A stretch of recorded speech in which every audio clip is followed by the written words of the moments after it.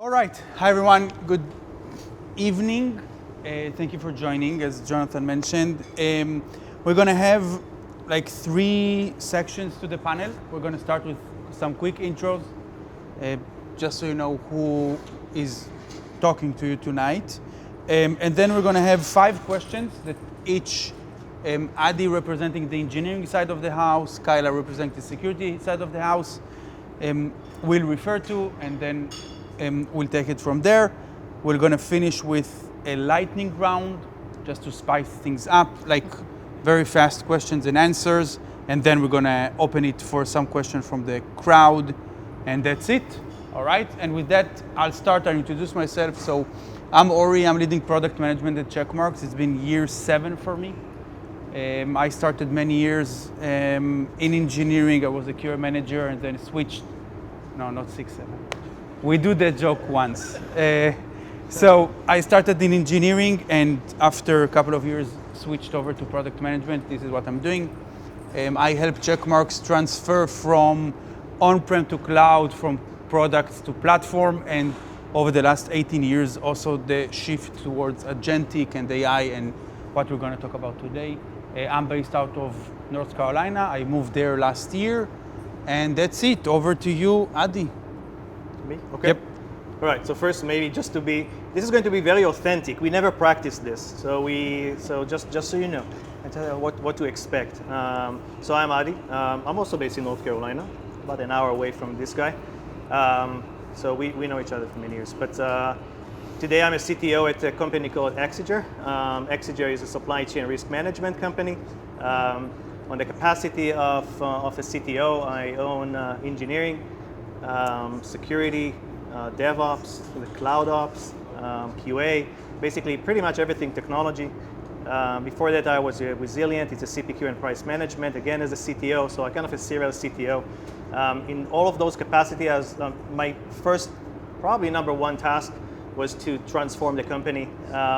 Basically take something which is a little bit dated with a proven market fit and now turn it into an AI first engineering.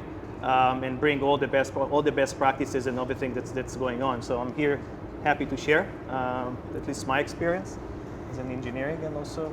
Yeah, yes, please. Hi everybody. I am Kayla Williams. I am a former CISO and now actually spun off my own company and am advising and working as a fractional CISO at organizations, really from the pre-seed, seed, all the way up to Fortune 1,000 organizations, helping them build their cybersecurity strategy, focusing on really the GRC side of cybersecurity. I came up that path, having gone through FedRAMP, ISO, you name it. Like those 2 were the most traumatizing, I think, which will probably come into this conversation a bit today. And also now focusing on AI and governance. I'm sure you've all been told, go do AI. All right, what does that mean? Everyone just kind of stands there and goes, sure, let's get Claude or let's go use ChatGPT. But what does that actually really mean, and what risks are you exposing yourself and your clients to? So kind of bring that level of transparency through the governance process, identifying high risk use cases, and then moving those through a risk assessment process aligned to the frameworks that are out there for now, NIST, AI, RMF, EU AI Act, which ties into GDPR, as well as ISO 42001.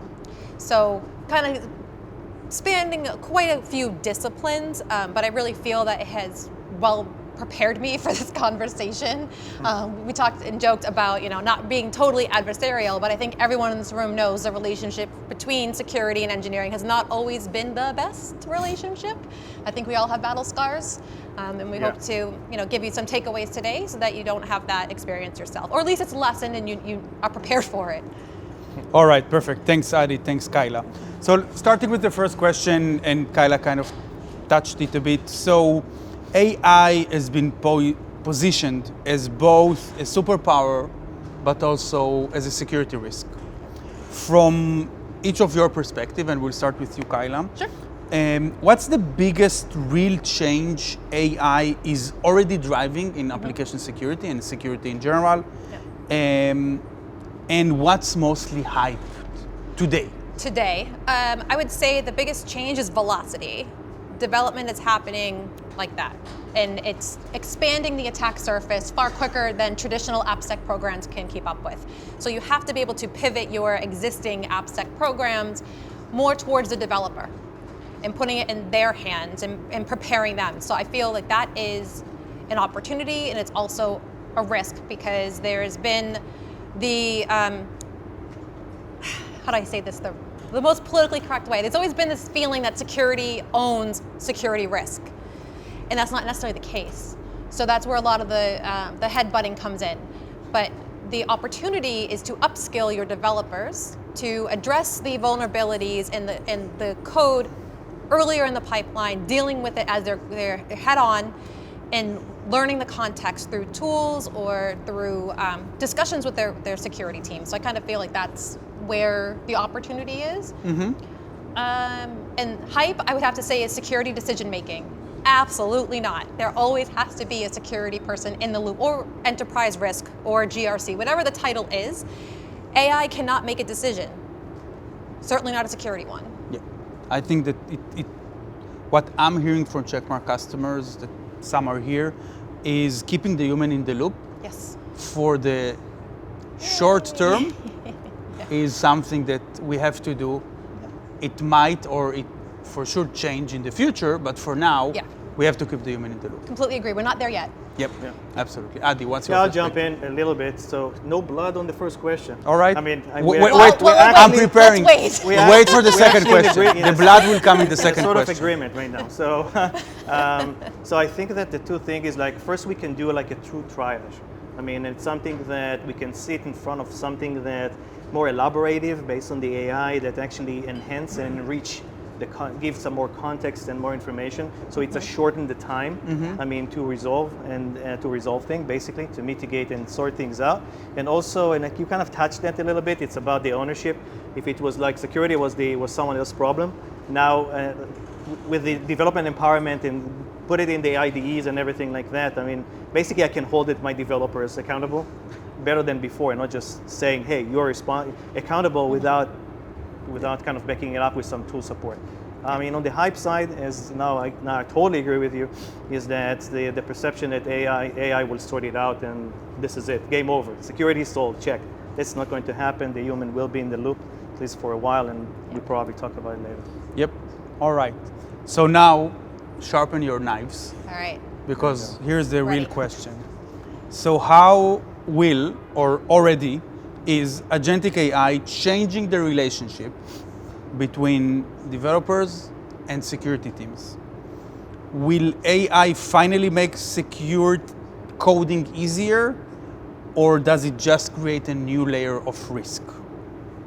Adi, go first. Okay. So the first part is how is it changing the relationship? Yeah, so the relationship was, and again, we talked a little bit about it before that. I mean, it's like, I would call it like politely awkward. I mean, of like stop shipping versus stop locking. I mean, from the engineering side. I do think that we can move much faster, for sure. I mean, there's no question about this. I think that the biggest problem, at least what I experience right now, is just because the AI ownership is still something that organizations scratching their heads, like who own AI in the organization in general. Yeah. So I put like the AI tools, I mean, in the mix right now, and let's assume that the AI will find vulnerabilities, and let's assume it will fix the vulnerabilities, and let's assume that the fix will break something else. Who owns this right now? I mean, and this is something that we are still kind of trying to figure that thing out, and there is no clear answer. I mean, right now we throw it on engineering, I mean, but engineering, I mean, my engineers also like push back on that side, like, but it's not me, it's the AI security tool that actually generated. So let the security to figure it out. So now it's kind of interesting situation. Kyla. Yeah, I have to agree to some extent here, but I want to ask, are there any CISOs or CISO adjacent people in the room? Oh, I'm on my own? Okay. My relationship with my previous development teams has been very adversarial, very much the push and pull. And my philosophy has always been, security has to be the department of no problem. We cannot be the department of no. That is tenfold today, because the acceleration with AI is you're just not going to be able to keep up with it. People are going to they're just going to steamroll, and they're going to find loopholes. And where I will agree with what you were saying is around the AI ownership piece, the vulnerabilities that come with it. If you have the right tooling in place, you can put processes that'll keep that acceleration going. Yep. You can have the pre-approved tools. You can have a pre-approved workflows as long as the development teams or sales or whoever's trying to use AI meet these certain checkbox criteria. It's a pre-approved ticket type. Please get legal involved. Do not bypass your legal team, but make sure they're involved in those decisions too from a governance perspective. And you can then move very quickly, securely. Yep. And Yeah, moving that ownership of security back into the business function where they understand the ramifications of the decisions that they're making or not making. Still, again, you need a human in the loop, but they already know the parameters and they can continue to accelerate at the speed at which, the speed of SaaS, I think is what was a phrase a while ago on some of those things. Yeah, I think that one of the things, and you touched on a couple of great points. First of all, developers specifically, but humans in general, will always find a way to use that new piece of technology. In one of the early days of GPT, like many 2 years ago, I had one customer that I was on a Zoom call, and we just released the plugin that checks for security vulnerabilities in GPT generated code. And I told him about that, and he said, okay, give me a second. I said, okay. So he stopped midway in the Zoom call. This is a true story. And he brings his personal laptop because his work one wasn't allowed to use GPT. So the point is that engineering always finds the way. So blocking or any of that is definitely not the way. All right. So let's see if I can draw some blood on the next one because I don't know, you're being too nice. If you are a security or engineering leader, what's the one thing that you should be doing today to prepare your program, either engineering or security, for an AI-driven future? I would say upskill. First, you can't just expect your existing teams, whether it's security or engineering, to know how to do everything. They're already stretched too thin. I don't think I've ever spoken to an engineer or a security team that's been like, I don't have enough on my plate. So upskilling or having the ability to hire someone that has the expertise is going to make that implementation go a lot more smoothly, and that I think will kind of fend off some of the issues. But the hard part is when people make the mistakes and not wanting to own them, and that's where I've had a lot of problems. I went through a FedRAMP program before, and the engineering team was not a US team. They were based in Europe, and they did not care that FedRAMP had certain requirements for vulnerability management. Could not be bothered. They said, we have a backlog, I've got enough to do. FedRAMP already has these very strict requirements on the SDLC process and change management. Basically told me to politely pound sand when I came to them and said, we have a backlog, we have criticals, we gotta go. Over 100,000 of them. I would challenge you on why didn't they care before? Because a critical vulnerability is a critical vulnerability. Oh, thank you. That gives me some validation because I completely agree. And it was, they were blind to it because they didn't want to run the scans. They didn't want to do that. They said, oh, we have our pipeline, so we're running SAST and DAST and we're doing it ourselves. Once the security team came in and got the visibility, then it went up the governance path because we had a steering committee. So then there's metrics and there's evidence. So that's when it got brought to light, and that's when the attitude first came hard, and then it was like, okay, now we really do have to fix it. But over 100,000. So let me throw you a curveball for a second. Yeah. Are we saying developers don't care about security? Hey, come on. No. All right. Caveat, as with anything, it's never 100%. So there's going to be some people. I'm talking about Jane, the average developer. No. I think they don't understand it, and they don't understand the context. They say, all right, so a client or a ISO, FedRAMP, this regulatory standard is saying I must do this. well, I also must do A, B, C, and D. I can't split my time. If you're not giving me the context of whether this is exploitable, this is internet facing, if you can't give me that information. The context. You don't have the context. Yeah, and historically speaking, at least in my experience, we as a security professionals don't necessarily always have the insight into whether these things are exploitable or are internet facing. And that push and pull of, I don't want to share that knowledge with you, on both sides of the fence, create a really weird dynamic to try to operate within. So it's both parties are at fault, and both parties get frustrated with each other, which then creates a bigger rift. Yeah.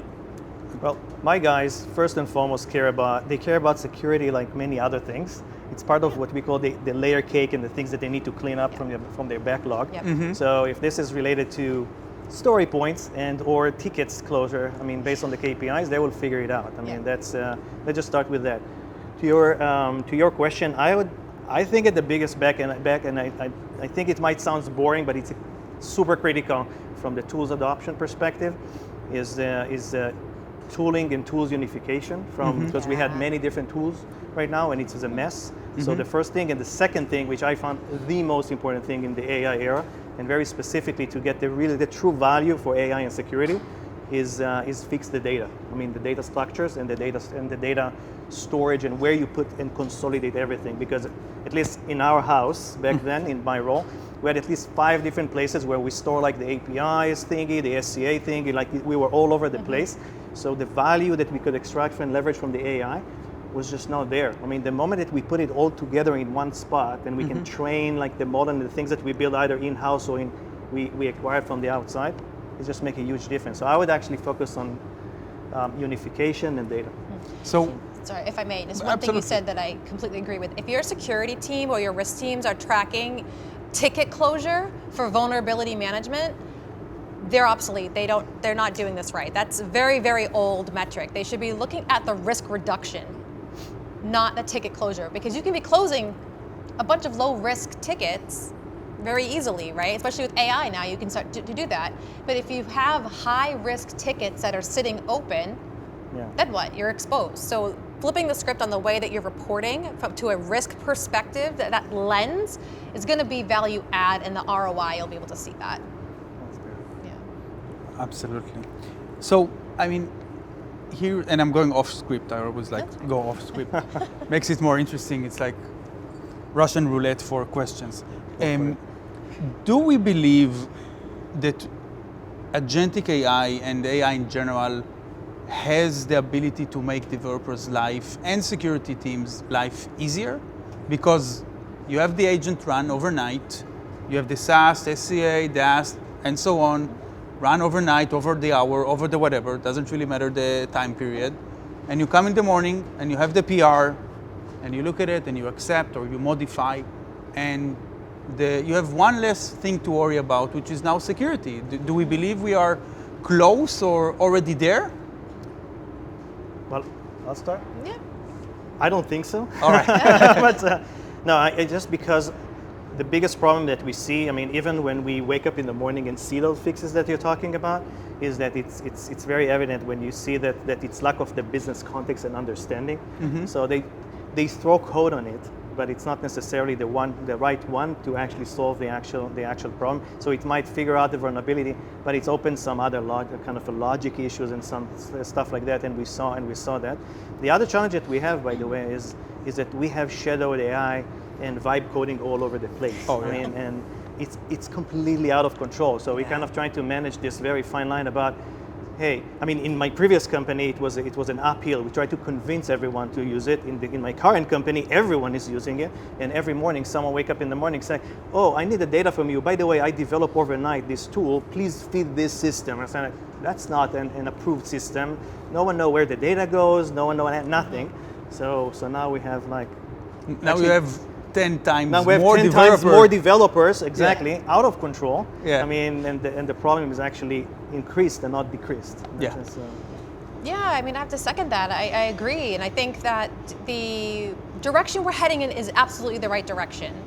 But missing the business context, having a human in the loop that understands what's missing, whether that's on the development side or on the security side, is really important. But if you're waking up in the morning and there's 40 of these things, plus your day job, you just can't get through it all. I'll keep up. Yeah. So the proliferation of shadow AI as well is going to be a huge risk going forward. Until we can figure out how to get that under control, you're going to have this heightened risk posture, and it's navigating within that, within your organization's acceptable risk threshold. Then you can make decisions based on, okay, when can I actually implement this? But we're not there yet. All right. Agree. But we're getting there. Yes, we are. We're headed absolutely in the right direction. I know, because Checkmarks is going there, so this is why I'm saying. Hey. All right. We have time for one last question and then the lightning round. So I'm going to go with the runtime aspect, and I'm going to give it a bit of a tweak, like a change, okay? So most AppSec and AI tools today talk about development phase, right? The Claude, Copilot, and so on. Yeah. Mostly coding, testing, those areas, right? But what about runtime? Do we believe that Dust can be pivotal in self-securing, safe-healing applications? We have the runtime, the cloud security, that you mentioned that. Yeah. So what do we feel about those areas, like post-production? Yeah, I think with assistance, it's going in the right direction. And by that I mean it's like having the human in the loop side, but also having the tools that can help to detect where things may be going off the rails. I find having a single tool today for AI does not address all of the risks that you're facing. They need to all rely on each other. But that underpinning that, it's kind of what we were talking about before. It's echoing the same type of risk. If you don't understand your data flows, if you don't understand your IAM, if you don't understand your SOPs correctly, you're kind of messing up your entire program from both a security and an engineering perspective. I mean, there's ways to get back to it, but there's a lot more at risk with AI, because if you're cloning identities or if you're putting it in places and not having enough eyes and yeah. I don't trust but verify is what security professionals always say, and that's the verification piece is where it's falling short right now, in my opinion. Makes sense. Shall we? Okay, I'll keep it super short, but I think we're exposed. I think that AI as a non-deterministic systems are things that, like, everything that we thought that we could catch and understand pre-production, once it's deployed in runtime, I think it's a whole different animal, because it's always self-learning, continuously self-learning, and so on. New tasks, new goals, new different things, and I think that it must be figured out. I don't think it's figured out yet, but I think that's one of the next opportunities and the next big thing in the security world in general. Yeah. So, Absolutely. I agree. All right. Last question and then the lightning round. So, and this is kind of the segue towards Erez's part. We see risks emerge every day, right? It started from prompt injection, couple of years when GPT started, and now we are hearing about model manipulation, data poisoning, insecure AI code generation, bias, and so on. How or what would you recommend both engineering and security to defend against those? I'll start, sure. I think having a robust monitoring process in place that can actually detect these things will not be a savior, not saving grace, but it will help you to identify where you can do some trend analysis on where your problems are coming from. If you start to see patterns that are probably AI is going to recognize those patterns before you do. And then I think the next layer down from that would be like IAM, is cleaning house there. Nested groups and access is always going to be a problem for us as a whole in security. But with AI, it's just exponential. I have nothing to add to that. All right. I agree. All right. Too much agreement. All right, lightning round. What I'm going to ask is short questions. You have, let's do up to 5 words you can answer. Okay? I'm great. I know, but that's we all do. This is why it's a challenge. All right? Yep. So, 5 questions. Okay. First one: biggest AI opportunity in security. 5 words. SDLC acceleration with security embedded. All right. Aha. Adi, biggest AI opportunity in AppSec, 5 words.